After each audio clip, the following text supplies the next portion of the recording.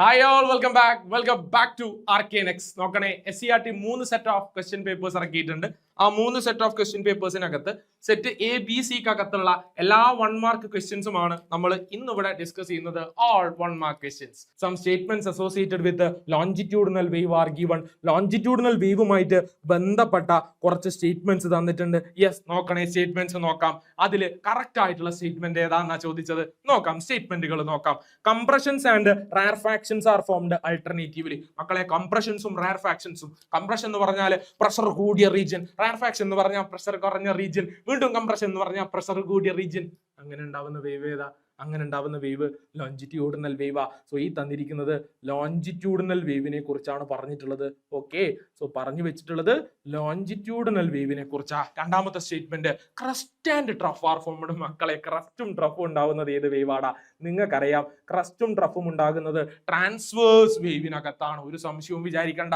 ഇനി മൂന്നാമത്തെ പോയിന്റ് നോക്കാം. The direction of vibration of particles is parallel to the direction of propagation of wave. Wave സഞ്ചരിക്കുന്ന അതേ ദിശയിലാണ് പാർട്ടിക്കിൾസ് വൈബ്രേറ്റ് ചെയ്യുന്നതെങ്കിൽ, അല്ലെങ്കിൽ വേവ് പ്രൊപ്പഗേറ്റ് ചെയ്യുന്ന ആ ഡയറക്ഷന് അതേ ഡയറക്ഷൻ അല്ലെങ്കിൽ പാരലൽ ആയിട്ടാണ് നമ്മളുടെ പാർട്ടിക്കിൾസ് വൈബ്രേറ്റ് ചെയ്യുന്നതെങ്കിൽ പറഞ്ഞു വെക്കണേ, അത് ഏത് ടൈപ്പ് ഓഫ് വേവാ? യെസ്, പാർട്ടിക്കിളിന്റെ വൈബ്രേഷൻ വേവ് പ്രൊപ്പഗേഷന് പാരലൽ ആയിട്ടാണെങ്കിൽ അല്ലെങ്കിൽ സെയിം ഡയറക്ഷനിലാണെങ്കിൽ അത് ലോഞ്ചിറ്റ്യൂഡിനൽ വേവ് ആയിരിക്കും. സിമ്പിൾ അല്ലേ? അടുത്ത question, the particles of vibration the vibration of particles is perpendicular to the direction of propagation of wave. Particles vibrate ചെയ്യുന്ന പെർപെൻഡിക്കുലർ ആണെങ്കിൽ അത് ഏത് വേവാ? അത് ട്രാൻസ്വേഴ്സ് വേവ് ആണല്ലേ. ഞാനിപ്പോ ട്രാൻസ്വേഴ്സ് വേവിനെ എടുക്കുകയാണെങ്കിൽ ഈ ട്രാൻസ്വേഴ്സ് വേവ് ഇതാ ഇങ്ങോട്ടേക്കാ പ്രൊപ്പഗേറ്റ് ചെയ്യുക. ഇതിൽ പാർട്ടിക്കിൾസ് എങ്ങോട്ടേക്കാ വൈബ്രേറ്റ് ചെയ്യുന്നത്? യെസ്, പാർട്ടിക്കിൾസ് മുകളിലോട്ടേക്കും താഴോട്ടേക്കും എന്ന് പറഞ്ഞാൽ വേവ് പ്രൊപ്പഗേറ്റ് ചെയ്യുന്ന ഇങ്ങോട്ടേക്ക്, പാർട്ടിക്കിൾസ് മുകളിലോട്ടേക്കും താഴേക്കും എന്ന് പറഞ്ഞാൽ 90 ഡിഗ്രി ആംഗിൾ അല്ലേ, പെർപെൻഡിക്കുലർ അല്ലേ. സോ പാർട്ടിക്കിൾസ് വൈബ്രേറ്റ് ചെയ്യുന്നത് നമ്മളുടെ വേവ് പ്രൊപ്പഗേഷന് പെർപെൻഡിക്കുലർ ആയിട്ടാണെങ്കിൽ മക്കളെ ഓർത്ത് വെക്കണം, അത് ഏത് ടൈപ്പ് ഓഫ് വേവാ? അത് ട്രാൻസ്വേഴ്സ് വേവ് ആണ്.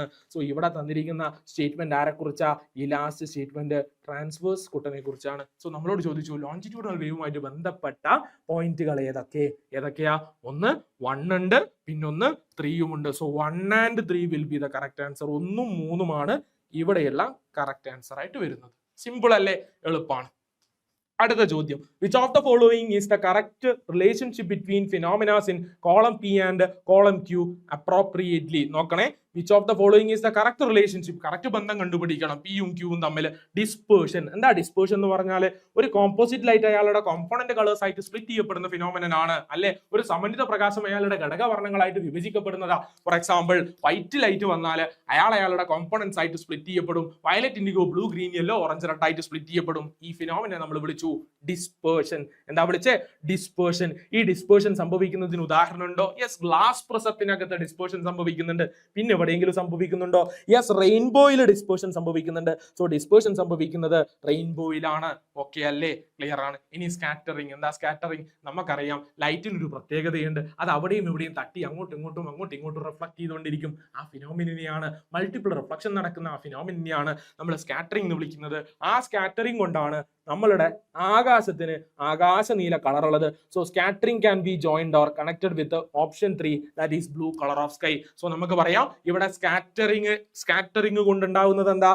ആകാശത്തിന്റെ നീല കളറാണ്. സോ സ്കാറ്ററിംഗിന് നേരെ ബ്ലൂ കളർ ഓഫ് സ്കൈ കൊടുക്കാം.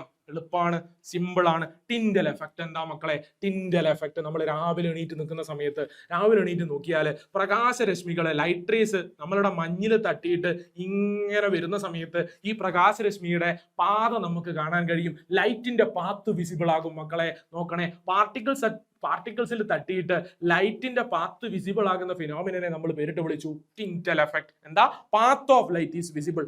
എന്താ ടിൻഡൽ എഫക്ട് എന്ന് ചോദിച്ചാൽ എന്താ? ടിൻഡൽ എഫക്ട് എന്താണ്? ടിൻഡൽ പ്രഭാവം, പാത്ത് ഓഫ് ലൈറ്റ് വിസിബിൾ ആകുന്നതാണ്.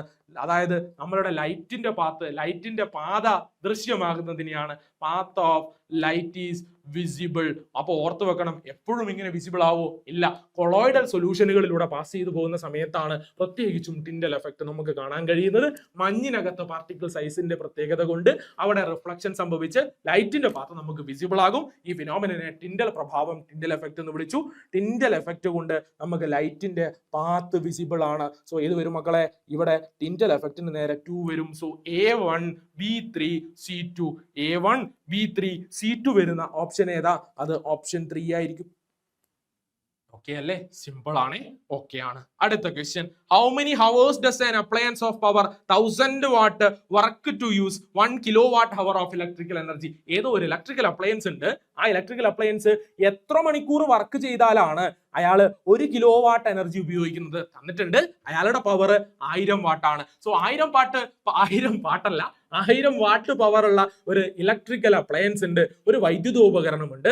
ആ വൈദ്യുതോപകരണം എത്രയോ മണിക്കൂർ വർക്ക് ചെയ്ത് കഴിഞ്ഞാൽ അയാൾ 1 കിലോവാട്ട് ഹവർ എനർജി ഉപയോഗിക്കും. അങ്ങനെയാണെങ്കിൽ എത്ര മണിക്കൂർ വർക്ക് ചെയ്യുന്നുണ്ട്? മക്കൾക്ക് എല്ലാവർക്കും ഉള്ള ഡൗട്ടാണ്. ഈ കിലോവാട്ട് ഹവർ എന്ന് പറഞ്ഞാൽ എന്താ മക്കളെ? കിലോവാട്ട് ഹവർ എന്ന് പറയുന്നത് വേറെ ആരുടെ യൂണിറ്റ് അല്ല, എനർജിയുടെ യൂണിറ്റാ. ഏതിന്റെ യൂണിറ്റാ? എനർജിയുടെ യൂണിറ്റ് ആണ്. അപ്പൊ ഇവിടെ എനർജി തന്നിട്ടുണ്ട്. എത്രയാ തന്നത്? Yes, 1 kilowatt hour. സോ നമ്മൾ ആദ്യം നോട്ട് ചെയ്തു, എനർജി എന്ന് പറയുന്നത് 1 കിലോവാട്ട് ഹവർ ആണ്. സംശയമൊന്നുമില്ല. വേറെ തന്നിട്ടുള്ളത് എന്തൊക്കെയാ? യെസ്, പവർ തന്നിട്ടുണ്ട്. എത്രയാ കുട്ടാ പവർ? പവർ 1000 വാട്ടാണ്. ഒരു ഡൗട്ടും ഇല്ല. നമ്മളോട് ചോദിച്ചത് എന്താ? നമ്മളോട് കണ്ടുപിടിക്കാൻ പറഞ്ഞത് എന്താ? ടൈം ആണ് കണ്ടുപിടിക്കാൻ പറഞ്ഞത്. എങ്ങനെ? എത്ര ഹവേഴ്സ് എന്ന് ചോദിച്ചു അല്ലെ? എത്ര ഹവർ വർക്ക് ചെയ്യുന്നു? എത്ര ഹവർ എന്ന് പറഞ്ഞാൽ എന്താ ചോദിച്ചേ? ടൈമാ ചോദിച്ചത്. നമുക്ക് ഇക്വേഷൻ അറിയാം. എന്താ? കിലോവാട്ട് ഹവറിലുള്ള എനർജിയുടെ ഇക്വേഷൻ നമുക്കറിയാം. എന്താ equation? Yes, energy is equal to, അല്ലെങ്കിൽ energy in kilowatt hour is equal to power into time divided by 1000. Power into time divided by 1000 ആണ്. പക്ഷെ ഇവിടെ ശ്രദ്ധിക്കേണ്ട കാര്യമുണ്ട്. പവർ നിങ്ങൾ വാട്ടിലെടുക്കണം. ടൈം ഹവറിലായിരിക്കണം. അങ്ങനെയാണെങ്കിൽ ഇക്വേഷൻ എന്താ? പവർ ഇൻറ്റു ടൈം ബൈ 1000 ആണ് energy in kilo watt hour. So നമ്മൾ ഇക്വേഷൻ ഇതാ പെട്ടിയിലാക്കി പൂട്ടി. ഇനി സബ്സ്റ്റിറ്റ്യൂട്ട് ചെയ്യാം. എനർജി എത്രയാ? Energy 1 kilo watt hour. Power എത്രയാ? Power 1000 watt. ടൈം കണ്ടൂടെ? സിംപ്ലി സബ്സ്റ്റിറ്റ്യൂട്ട് ചെയ്തു. മക്കളെ, എനർജിക്ക് പകരം നമ്മൾ കൊടുത്തു. എത്രയാ? 1 kilo watt hour is equal to power into time. Power എത്രയാടാ? പവർ 1000 വാട്ടാണ്. സോ പവർ 1000 കൊടുത്തു. 1000 ഇൻറ്റു ടൈം ആണ്. ടൈം ഏതിലുള്ള ടൈമാ? ഹവറിലുള്ള ടൈമാ. Divided by 1000 divided by 1000 divided by 1000. ഇവിടെ നോക്കണേ, മുകളിലും 1000 താഴെയും 1000 ക്യാൻസൽ ചെയ്ത് മാറ്റിയപ്പോൾ നമുക്ക് കിട്ടി 1 is equal to time in hour. നേരെ തിരിച്ച് എഴുതി കഴിഞ്ഞാൽ എന്താ കിട്ടുക? നേരെ ഇങ്ങനെ ഇപ്പുറത്തേക്ക് ഇട്ടാൽ എന്താ കിട്ടുക? നേരെ ഇപ്പുറത്തേക്ക് എടുത്താൽ നമുക്ക് കിട്ടും time in hour is equal to 1 ആണ്. അല്ലെങ്കിൽ ഇവിടെ എടുത്തിരിക്കുന്ന ടൈം എത്രയാ? ടൈം 1 ഹവർ ആണ്. സോ ഈ ഇലക്ട്രിക്കൽ അപ്ലയൻസ് 1 മണിക്കൂർ നേരം പ്രവർത്തിക്കുമ്പോഴാണ് 1 കിലോ വാട്ട് ഹവർ എനർജി ഉപയോഗപ്പെടുത്തുന്നത് എന്ന് പറഞ്ഞു വെക്കാം. സിമ്പിൾ അല്ലേ? എളുപ്പമുള്ള ക്വസ്റ്റ്യൻ അല്ലേ? യെസ്, സിമ്പിൾ ക്വസ്റ്റ്യൻ ആണ്. അടുത്ത ചോദ്യം നോക്കണേ. Next question, the final question. എന്താ ചോദിച്ചത്? യെസ്, ഇതിലെ കറക്റ്റ് സ്റ്റേറ്റ്മെന്റ് ഏതാണെന്നാ ചോദിക്കുന്നത്. ആരെ കുറിച്ചാ പറഞ്ഞത്? വീൽ ആൻഡ് ആക്സിൽ മെക്കാനിസത്തെ കുറിച്ചാണ്. സോ ഇവിടെ തന്നിരിക്കുന്നത് അച്ചും ചക്രവും സംവിധാനത്തെ സംബന്ധിച്ചിട്ടുള്ള സ്റ്റേറ്റ്മെന്റ് ആണ്. ഇതിൽ ശരിയായിട്ടുള്ള സ്റ്റേറ്റ്മെന്റ് ഏതാണ് എന്നാ ചോദ്യം. മക്കളെ, അച്ചും ചക്രത്തിനെയും പറ്റി ഞാൻ പറയാം, വീലും ആക്സിലിനെയും പറ്റി പറയാം. വീൽ ആൻഡ് ആക്സിൽ ശ്രദ്ധിച്ചു കേൾക്കണേ. വീൽ ആൻഡ് ആക്സിലിനെ പറ്റിയാണ് നമ്മൾ പറയാൻ പോകുന്നത്. വീൽ ആൻഡ് ആക്സിലിന്റെ ഒന്നാമത്തെ പ്രത്യേകത, ഇവിടെ വീലിന്റെ റേഡിയസ് കൂടുതലായിരിക്കും. ആരുടെയാ? റേഡിയസ് ഓഫ് വീൽ എന്ന് പറയുന്നത് കൂടുതലായിരിക്കും. ആരെക്കാളും? റേഡിയസ് ഓഫ് ആക്സിലിനേക്കാളും കൂടുതലായിരിക്കും. വീലിന്റെ റേഡിയസ് നമ്മൾ പൊതുവെ ക്യാപിറ്റൽ ലെറ്റർ ആറിലാണ് റെപ്രസെന്റ് ചെയ്യുക. നമ്മളുടെ ആക്സിലിന്റെ റേഡിയസ് സ്മോൾ ലെറ്റർ ആറിലാണ് റെപ്രസെന്റ് ചെയ്യുക. സോ വീലിന്റെ റേഡിയസ് എന്ന് പറയുന്ന ഈ ക്യാപിറ്റൽ ആർ കൂടുതലും, ആക്സിലിന്റെ റേഡിയസ് എന്ന് പറയുന്ന ഈ സ്മോൾ ആർ ചെറുതുമായിരിക്കും. ഇവരുടെ മെക്കാനിക്കൽ അഡ്വാൻറ്റേജിന്റെ ഇക്വേഷൻ അറിയോ?